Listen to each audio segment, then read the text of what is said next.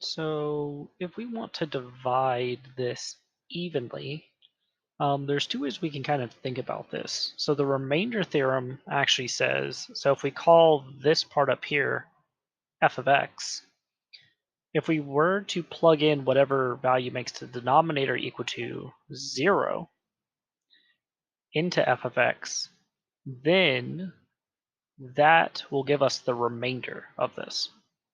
So in this case, we want our remainder to be 0 for it to evenly divide.